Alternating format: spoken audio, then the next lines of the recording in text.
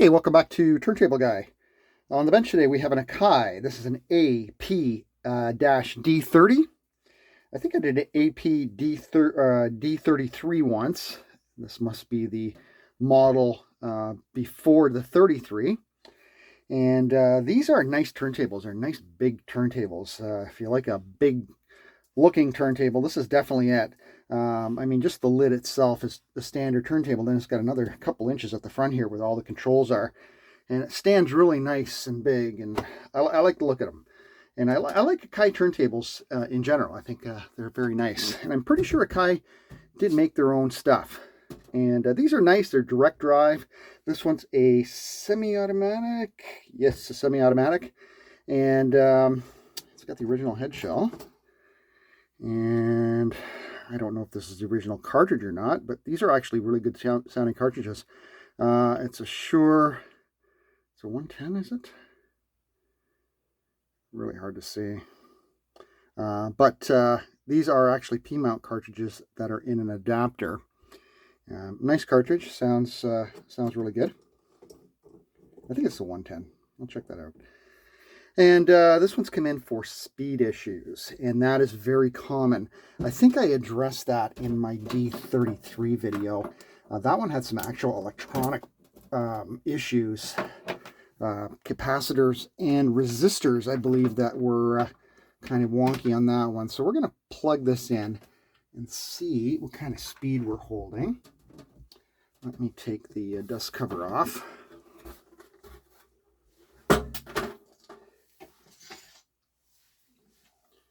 And we'll see how we're doing. I've got the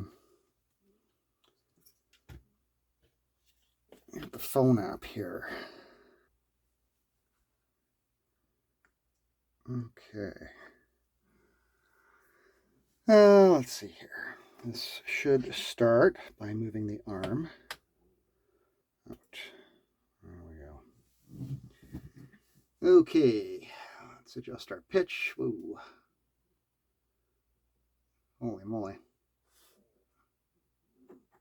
Well, that ain't right. What speed is this on?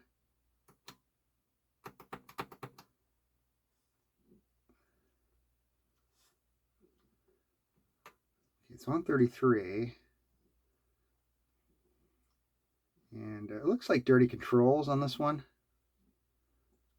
It's dirty speed switch as well. Let's go to 45. Yeah.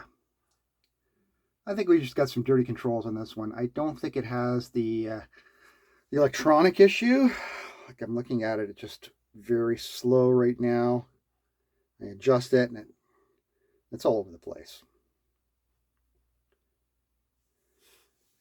Can't even really get to the correct speed. And it has a habit of jumping right up.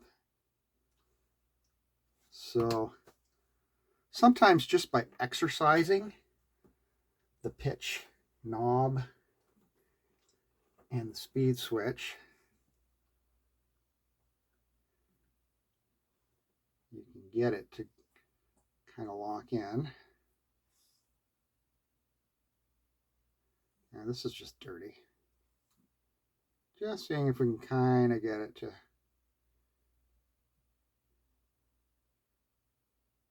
Nah, it's not doing what I want it to do. It's nowhere close on either. So looking at the strobe, it's just back and forth and back and forth. And you can see it in the numbers there, 29, 28, 31 it hits. So yeah, this is in just a dirty switch is what I'm hoping for. But we're going to clean the switch. And then what we'll do is we'll check it again. Make sure we don't have an electronic problem. While we're here, let's check our auto return. That seemed to work okay. Yeah, so I think the bones are good. It's kind of dirty. But we're going to give it a complete service and hopefully get it running nicely. This is a common issue. If you can just look back here, it's got the drooping counterweight. And that is due to the rubber mount letting go. This is very common Almost every one of these turntables has the same issue. The weight just eventually breaks. There's a rubber piece in here that attaches to the tone arm, and it just sags and breaks. It's poor design. So we'll see if we can get that fixed. I usually end up putting some epoxy in here to hold this right up against the back end of the tone arm. Okay, so first thing we're going to do, we're going to unplug this. We are going to remove our platter and platter mat.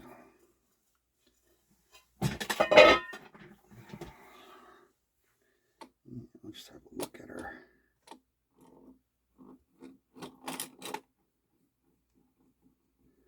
motor. Feels good. Get our dust cover back on. This table's a little bit dirty.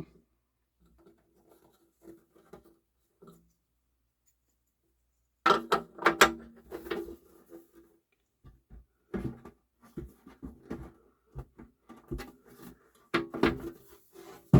right, we get her flipped over. These are nice to work on as well. They're really nicely put together. Lots of space to work on them, but lots of screws. So let me get all those out and I'll be right back. Okay, screws are out. You don't remove this one. I believe this is a heat sink of some kind. Is it a heat sink? I can't remember. It sits over this for some particular reason. Not exactly sure. There's a shielding on here as well. Just this slight piece of, it's almost like an aluminum tape over here, shields the tone arm wires. It'd be better if there was a ground connection going here, but it still does the job. And then we get a look at our system here. And it's, like I said, lots of room to work, nicely laid out. And here's your tone arm wires coming in here. You have your motor here, transformer, and power supply, speed motor board, and I am not 100% sure what this one is. It's got to have something to do with speed, I would think. It's definitely speed, because the speed's coming in here as well. So there are some potentiometers on here, and I want to show you something that we are going to take care of. Let me just zoom in a little bit here. Right here. These two capacitors are Sanyos. Actually, there's three. 1, 2, and 3. These have to go. They are no good. They have to be removed, replaced, because they are notoriously bad. The rest of them are fine. From experience, I've never had an issue on this turntable with the rest of the caps. So these are going to go. But the first thing we're going to do is we are definitely going to service our speed pot. Okay, you seeing that okay? Just want to make sure things are centered because it has an issue with focus. Okay, so let's get this squirted and done. I don't even think we need to remove the pitch. I'm going to use some deoxit F5 for fader. And we're just going to get that in there. Give that a shot.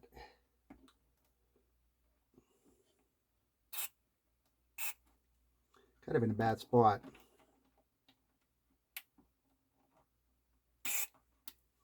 Okay.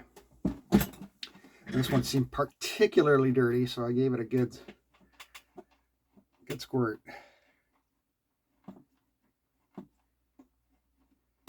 Our speed switch is over here. We're going to get that as well.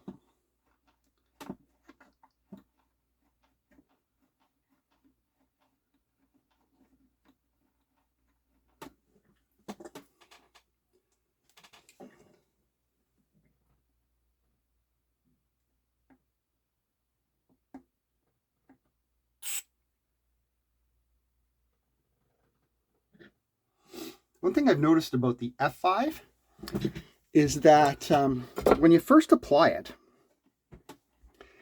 it tends to remove the if there are any kind of oils in the fader pot, and the pot actually feels stiff for a few hours, and then as it sits, I don't know if there's some kind of lubricant in there that takes over. I mean, this is starting to move really nice actually. All of a sudden it starts to lubricate, and I still haven't posted that JVC integrated amp I was working on. That's going to come up soon, but that's a prime example. When I did the EQ sliders, they felt stiff for a little bit, and then the next day they were like perfect again. So that's one thing I've noticed about the F5. It seems to flush out any old greases that are in the fader or sliders that were put there by the factory, and then it seems to replace it with its own lubricant. Okay, this is moving really nice now, so we're good there. Let's do our speed switch, which is over here. You're not seeing it. Let me back out. It's over here. I don't have any more room to move my camera, so hopefully that's in focus or semi in focus. We're just going to pull this out. We're going to hit this with some D5.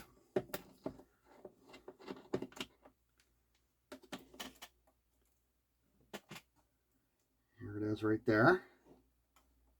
And yeah, there is some service holes on this, so we're definitely going to give that a shot. Get some D5 in there. So D5, and we're going to spray that in there.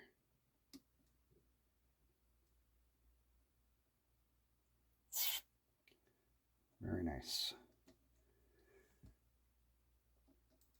Okay. And we're going to work that switch.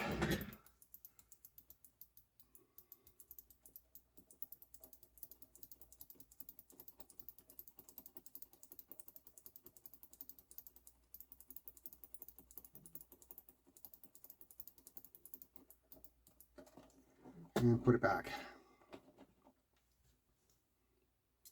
And what I want to do is immediately turn this thing over and see if our speed has improved.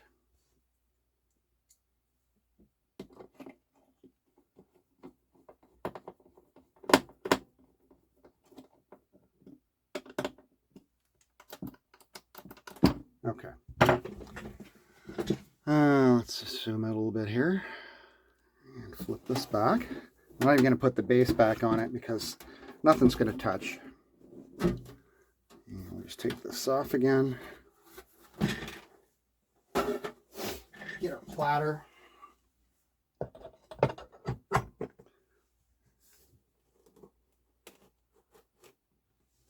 Okay. And our phone app is still running. Plug it back in.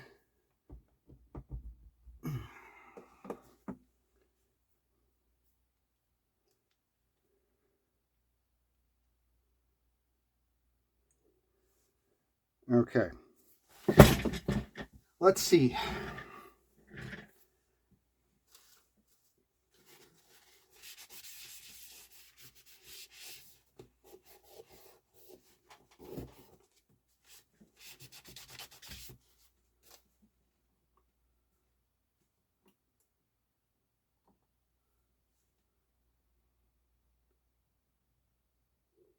Oh, I think it wants to auto return.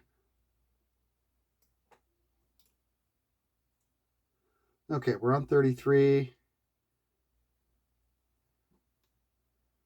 No, not achieving 33. It looks like we have to play with the motor board. How about 45? Oh God, not even close.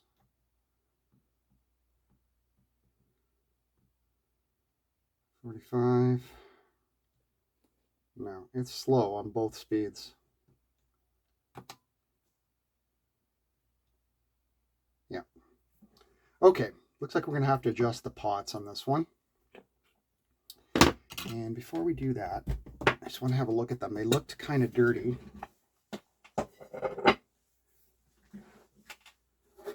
And I want to make sure there's 4 pots on the motor board, and 2 of them are for motor voltage. So we want to make sure we're hitting the right ones, and they're not marked, unfortunately. There's these two and these two, and I'll be honest with you, I don't know which is which. Actually, there's another one over here. So I got to see if I can find the service manual for this thing, or at least the D33, and see if we can get the correct pots. I don't want to be turning the ones for voltage. Some of these, there's 3 here that control voltage to the motor. Don't want to touch those. I just want to touch the 33 and 45, and unfortunately it's not marked unless there's a marking on the board. I don't think there is, or on the base here. No, there's not. So yeah, let me just pause this.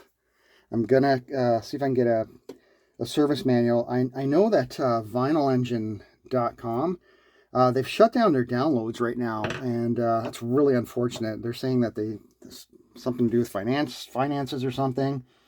I mean, I'd be willing to donate to them because they have really helped me so much. You know, and I try to upload stuff there as well to Hi-Fi Engine when I can.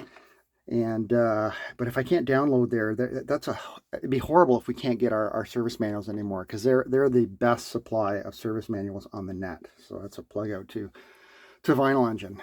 Okay, so let me check for that, and I'll be right back. So I just want to show you the board here. I did get the service manual, and it was available from Vinyl Engine, thankfully. I just marked the board. This is VR1. I think my marker is starting to fade. VR2. That is, I can't even understand my own writing. That is 3 over here. Sorry, the pen completely, that's 5, and that's 4. 1, 2, 3, 4, and 5. And offset voltage is adjusted by 3 and 4, and the torque difference adjustment is VR5. So that means that VR1 and VR2, which are these two right here, are our speed adjustment. And it says here, speed adjustment. So speed adjustment VR1 and VR2, set the speed selector 33, set the pitch and volume, pitch control volume to center. I don't understand why it says volume, but anyway, I understand what they're saying. And then VR2 is 33, and then VR1 is 45. Okay, so I'm gonna mark the board, and we will do that together. Okay, turntable is hanging off the bench. Hopefully you can see the speed display there. I'm gonna get a screwdriver, and I'm gonna go underneath with my flashlight. And we're gonna see, we're on 33 right now. Flashlight works. And I'm gonna get under here, and we're gonna be adjusting VR2 for 33. And the pitch control is in the center position. So here we go. All right, no problem. I have also sprayed the pitch control potentiometers underneath here with some deoxit D5. And it looks like there's no problem getting the speed correct. 33.4, 33.3. Now, what's interesting is that's 33.3 according to the phone app, but when I look at the strobe, it's actually a little bit slow. The strobe is now frozen at 33.5. I'm going to go with the strobe. I don't trust these phone apps too much, so I'm going to leave it right there. We're now going to switch to 45, and we're going to adjust VR1. And we're going to get this up to 45. We're just going to move it back and forth a little bit first just to distribute the cleaner. And now we'll get up to 45. And I'm looking at the strobe. I'm not looking at the phone app. I just want that there for you so you can see it. And there we go. That is perfect right there.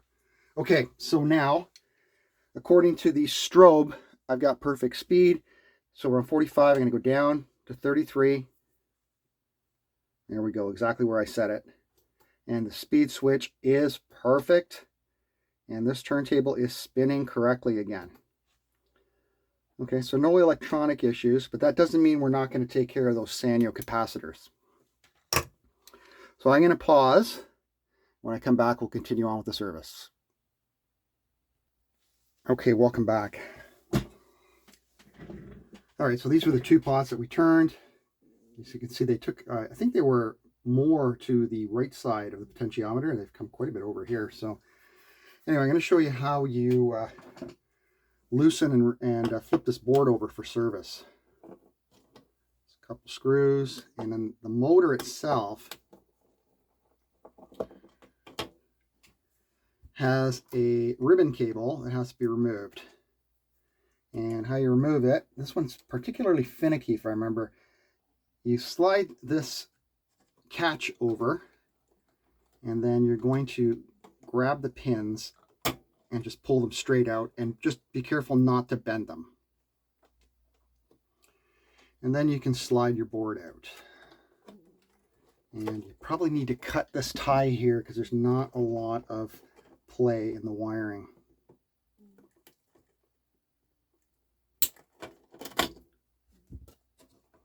You can loosen this as well, just like that. And that should give you enough just to get this board over like that. Okay. And let's see what we got here for caps.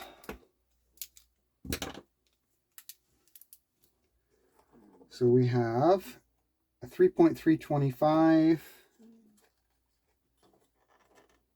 two 3.325s. Boy, those are big for 3.3. And this one over here is a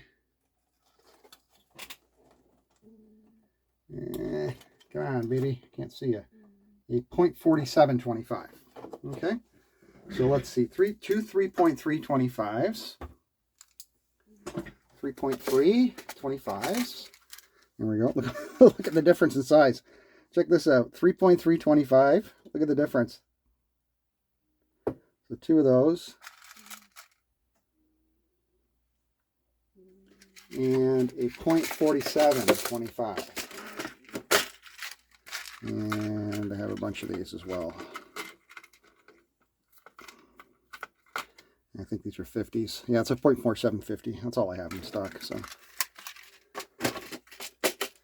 okay, good. All right, let's start with our. Now the board's not marked. Let's start by first of all putting a black dot where the negative is.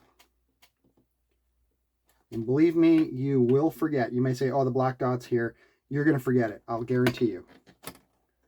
See these two here? The black dot's in a different spot. The black dot's on this side for this cap. And it's on this side for this cap. I can't even get my pen in there. So we know they're opposite anyway. Do I have a thinner pen? And here. Okay. Let's do the 0.47 first. That's right here.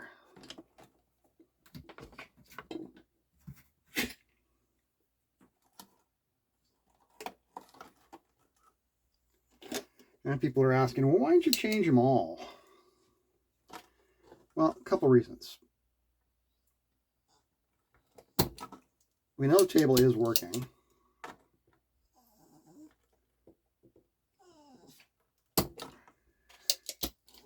And we also need to understand that if I change them all, I got to charge this guy quite a bit more. And a lot of people don't want to spend the money, especially if it's working. All right, here's your Sanyo. A 0.4725 Sanyo.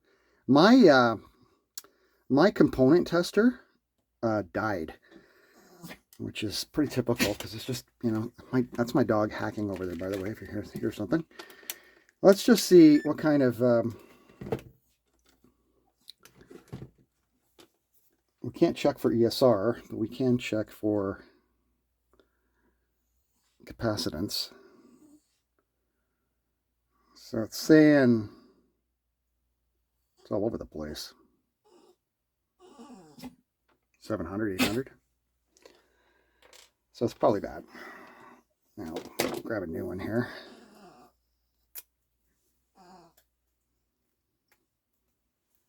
Just to check, here's a new one, a new 0.47.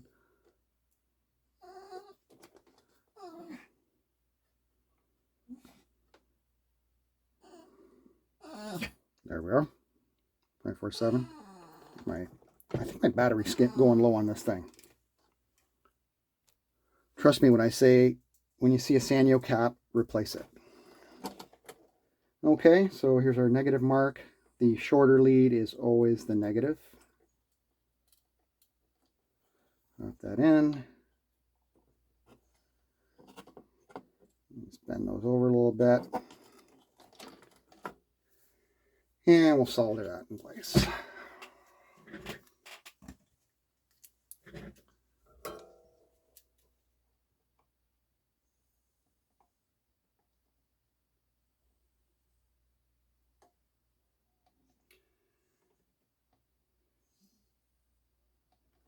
Okay. So that's how you replace the capacitor. I am going to do the other two off camera, and I'll be right back. I think what we'll do is we'll service the motor when I get back. Okay, we're going to do the motor service now. New caps are in. Just see the tiny little suckers here. 1, 2, and 3. All right, so let's do our motor service. Looks like there's 1, 2, 3, 4 screws. This one has a ground, which I'm sure I'll forget to attach.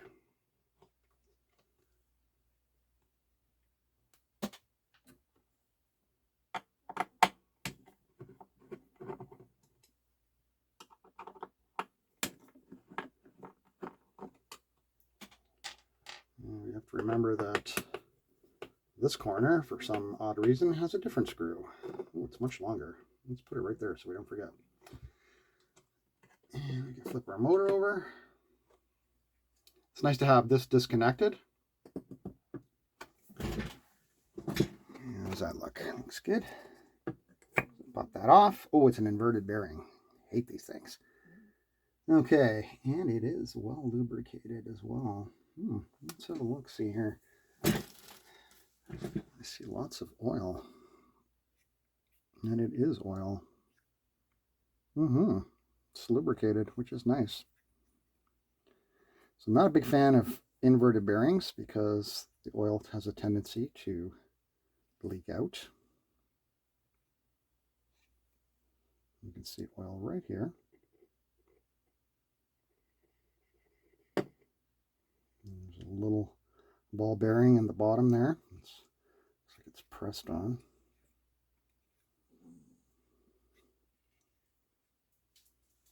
And we'll just give that a little cleaning. Some alcohol to get rid of the existing oil. Just give that a wipe.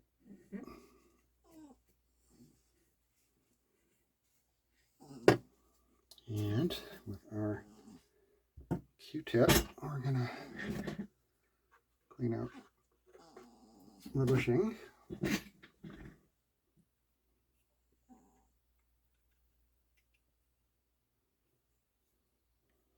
looks like a very light oil. I think we'll be putting in something a little lighter as well, which is surprising because it's an inverted bearing. So I'm just going to let that dry a little bit, and then we'll see what kind of oil we'll put in there. I'm going to go with the 3-in-1 for electric motors on this one. This is a 20 weight, so I'm going to put a nice dollop right at the top there, and we'll put a couple drops in here. You don't need a lot, And then we'll drop down our motor, and it's going to fight, fight, fight.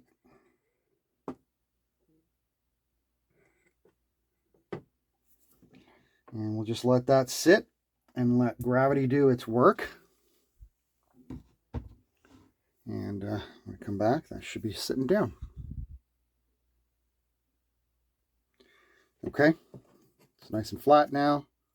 Spinning beautifully. It's spinning nicer than it was originally. We're just going to put this back into place. Remove our one weird screw there. Drop our motor into place.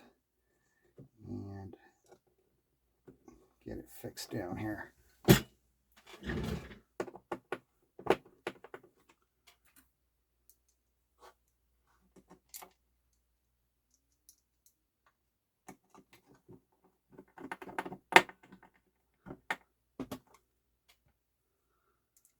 Don't understand why that screw's different. Can't forget our ground.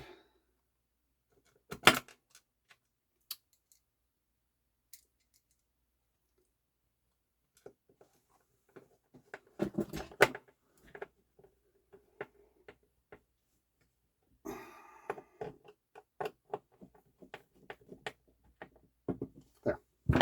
Now we can reattach our cable. Again, be very careful with these pins. If they get misaligned, I do them by eye. We're going to get these back into place, which is right here. There's just be a natural curve to them. What you can do, if you notice that they're curved or something, you can get a pair of pliers and just straighten them like that.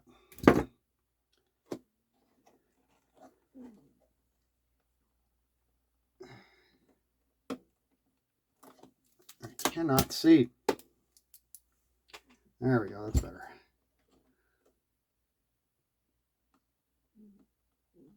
Yeah, this is a real pain in the butt. I really don't like this.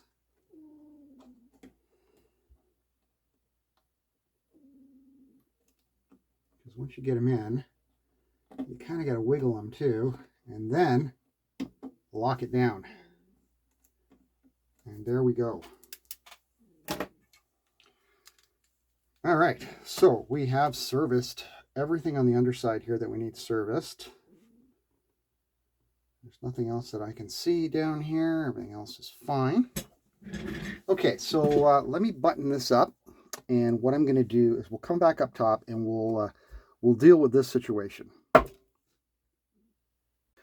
Okay, we're back up top and we're going to deal with this collapsing counterweight mount. And I'm just going to have a look inside. If I remember correctly, yeah, it's a Phillips screw.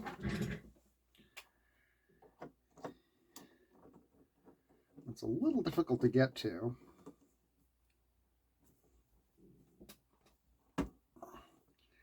Like I said, it's a rubber mount.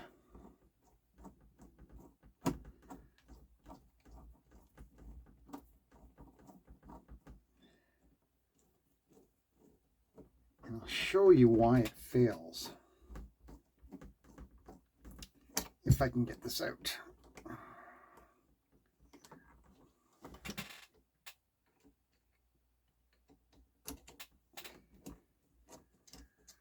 It's a little difficult to get to because there's a little protrusion within, and screwdriver is really tough to get on the screw.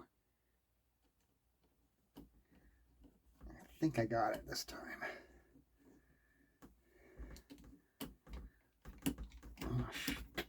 Oh, come on. Yeah, I can see there's a nut inside here as well. It seems to be spinning with the screw. There we go. That's a pain in the butt. Okay, so what happens here is this screws into a nut, which is just on the inside of that tone arm. And when it gets screwed all the way in, it's this rubber mount here that starts to fail, get soft, and then it starts to sag like this. So what I recommend doing is getting rid of this rubber altogether. Pulling it out like that, okay? Because this is the failure point. And it's just a matter of getting it out of this rubber. The rubber must be there for a reason. Here we go. But this gets all soft and mushy, and it eventually just starts to fail. And that, unfortunately, is all there is to it. And I just recommend getting this and gluing it onto the back with epoxy. Because the only thing that holds... See, if I put the screw in through here, okay, it tends to fall through. It didn't fall all the way through, but it's not like there's a little hole here where the screw holds this tight against here. It's kind of a triangular shape, and it's not solid enough. It's a poor design. Anyway, what we're going to do here, or I'm going to do it off camera, is I am going to take this, and I'm going to put it back where it belongs, which is right here. And we're going to epoxy it to the back end, and that way it's good and solid. Okay, so I'm going to do that off camera, and I'm going to let it cure for a little while with a 2-part epoxy, and you won't get that sag anymore. And you know, the whole idea behind this rubber, I'm not sure if it was it can't be for noise, right? I really don't understand why this rubber was used, but anyway, it's a poor design, and we're going to fix it with some glue. So I'll be back when that's all cured up, and then we'll put the tone arm counterweight back on. We'll clean stylus, we'll set it up, and we'll do a sound test. We've got the table just sitting on its front here on the bench. Some gravity work for us. I have epoxied the part on, and we're just going to let that cure up nicely before we put the weight on there. Obviously the weight does have an effect on the factory original rubber part that goes in there, so a weak design, but hopefully fixed for good now. Okay, welcome back. The arm here for the tone arm weight has been epoxied on, and it's had a lot of time to set up, so that is all nice and repaired. I'm not going to crank on it because you never know, but I think it's way more than strong enough to hold up this weight now, and that's awesome. So now we can go about cleaning our stylus, and then we'll set up the arm, and we're also going to check the alignment here. Let's just do that first, just to see where we're at. The alignment on this AKAI is kind of cool, because if you notice here, there's 3 little lines here on the mat. And to do the overhang alignment, what you do is you bring, oh, I better unplug this first. You bring your cartridge forward, and what you want to do is you want to line up the cartridge with the middle line. And as we can see, this one's right about here. This one's way past the outer line, so this is not in correct alignment. So we're going to line up that cartridge correctly. Just going to loosen these up a little bit here and definitely move it back. Let's see how that is. Nope. I've noticed that in the past with these, the cartridges tend to be way back. So that's not a problem. Unless, of course, there is no more room. There's not a lot of room here. That's about far back as we can go. And that is very close. It's just like a smidge over the middle line. So I'm pretty happy with that. So I'm just going to check it for square now. Make sure we're all square. See, the problem is that the cartridge pins start to move back to the point where they could actually touch the pins on the back side of the head shell here, and you definitely don't want that. So we're just going to square up the cartridge in the head shell, and I'm just going to loosen that up just a little bit. Oops, get that all nice and square right there,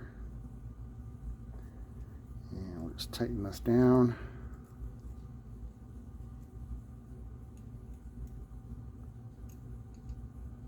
Just like that. And now we're square. And we're good on alignment. And we're just going to give that stylus a quick cleaning. I'm going to use just a little bit of 70% to clean. Just a dab here. Stylus looks pretty clean anyway.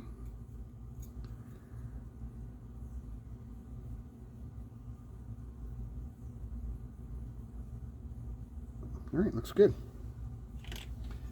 I think we're done.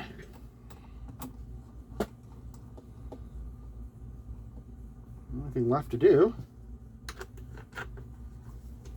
is to set up the tracking weight. I believe these track at 1.5, so let's balance up our arm.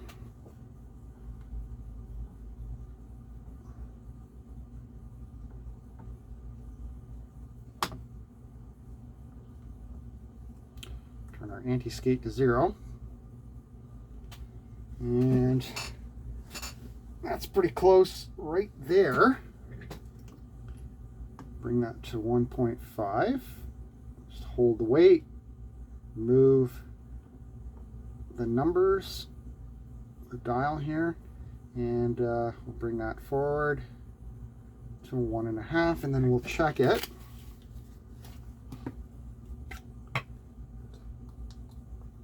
See how close we are.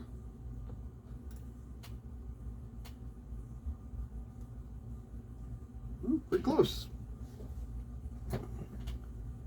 Just a little heavy.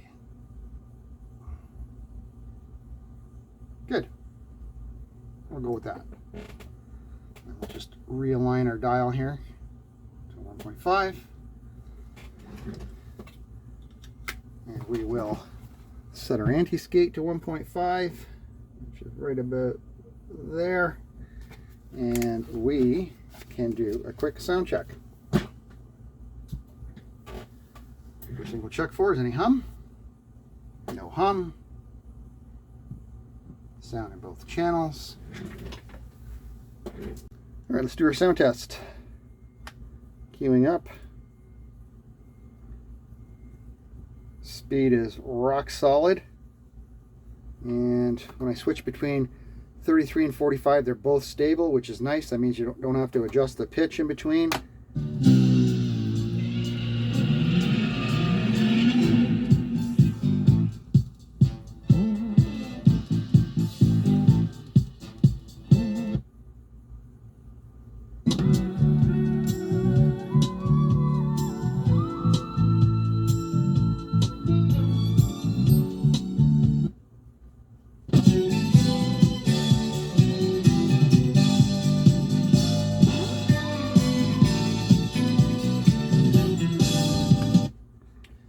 Working lovely, sounding great. Let's see our auto return.